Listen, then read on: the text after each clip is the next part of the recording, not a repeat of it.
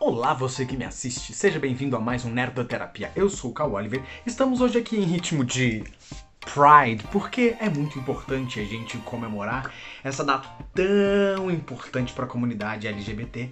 E eu, como parte da comunidade, é claro que vou defender com unhas e dentes, e hoje vim falar com você aí, alecrim do campo, que tá achando que o quê? Que não é preconceituoso. Só que todos nós somos em alguma medida. E é preciso trabalhar isso. Eu, particularmente, tive uma experiência muito importante na minha vida e me fez trabalhar uma questão absurda. Mas eu preciso voltar um pouquinho. Então, se você não é inscrito no canal, clica aqui embaixo e assina o sininho. Rola... não tem intro. Hoje vamos falar sobre RuPaul's Drag Race. A gente acredita, normalmente, que não somos preconceituosos em nenhum nível. Eu, por exemplo, sou um homem gay e por isso acreditava que não tem como ser preconceituoso. Mas, como vocês podem perceber, isso aqui, ó, tá vendo? Padrãozinho. Padrãozinho sim. Não por ser padrão, eu reproduzo esses padrões de estereótipo que a nossa sociedade tem. Isso foi a forma com que eu quis me expressar para a sociedade. Esta é a forma com que eu escolhi. Só que eu só pude escolher a partir do momento que eu experienciei, a partir do momento que eu brinquei um pouquinho mais. Antigamente eu acreditava que drag queens eram travestis. Eu acreditava que drag queens eram criaturas malignas e que iam me atacar a qualquer momento, que elas tinham gilete debaixo da língua e que o pau ia quebrar. E aí sempre que eu ia pra alguma boate, alguma balada, alguma coisa, eu ficava em pânico se eu via uma drag queen, porque primeiro que elas são muito grandes, né? Então eu olhava assim e falava, meu Deus, pareceu MVP, se me virar o braço aqui, morri. Então elas chegavam perto de mim e eu já fazia assim. Só que o que eu percebi? Não é bem desse jeito. Só que o que ajudou a desconstruir isso na minha cabeça não foi tipo... ai, nossa, eu tive aqui um insight. Ó, uma luz aqui. Deus. Não! Mama Ru intercedeu na minha vida. Meu professor de caracterização, Mário Piragibe, ele já falava muito sobre o RuPaul's Drag Race ser uma aula de teatro pra todo mundo. E fala, nossa, tem... É uma aula, cada episódio é absurdo. Eu falava, são drag queens. Quando eu assisti pela primeira vez, eu fiquei completamente apaixonado. Primeiro que sim, é uma bruta de uma aula de teatro, é uma aula de vida, é uma aula de criação de personagem, é uma aula de improviso.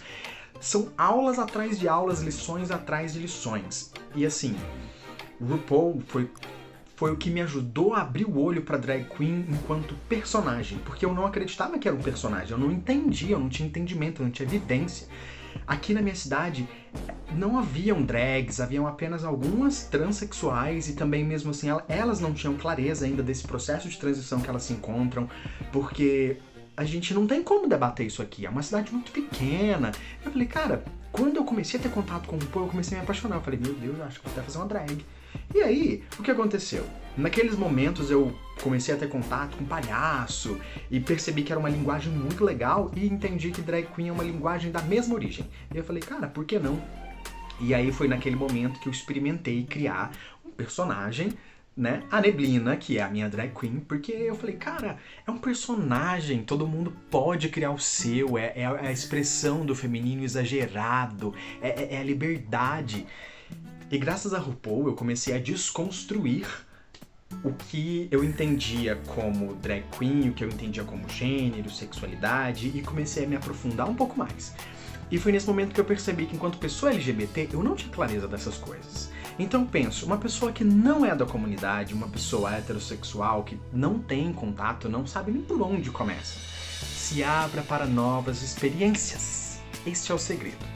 E sim, RuPaul's Drag Race está na Netflix. Você tem acesso a todas as 12 temporadas. Você vai engolir um episódio atrás do outro. Eu, como nerdoterapeuta, tratei um monte de gente que não era preconceituosa, mas que não tinha clareza de algumas nomenclaturas da comunidade, algumas formas de tratamento, ou clareza de como abordar as outras pessoas que vivem com você no dia a dia.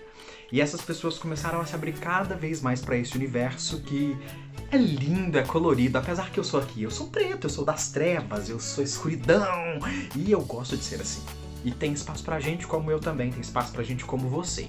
Então se você ainda não assistiu RuPaul's Drag Race, esse é só uma alfinetadinha. Assiste, se joga aí, você vai se apaixonar por drag queens incríveis. além das drag queens, é claro que já temos aqui no Brasil. Então, esse é o momento de você se abrir. Não há espaço para essa resistência mais aqui no Brasil. Se você ficar insistindo em ser homofóbico, em ser preconceituoso, não há espaço para você. Você vai ser eliminado de alguma forma ou por alguma coisa. Então, eu sinto muito, Flor. Você tem que melhorar, tem que aprender e tem que entrar no universo colorido e fazer parte disso tudo, porque isso é a vida. Então, se você ainda não assistiu, já começa a maratonar hoje mesmo o RuPaul's Drag Race. Aproveite a sua pandemia e vem pra esse lado colorido da vida. E se você não é inscrito no canal, se inscreve no canal. Se você é um hater, não se inscreve no canal, vaza fora! E beijo pra você que me assistiu até o fim.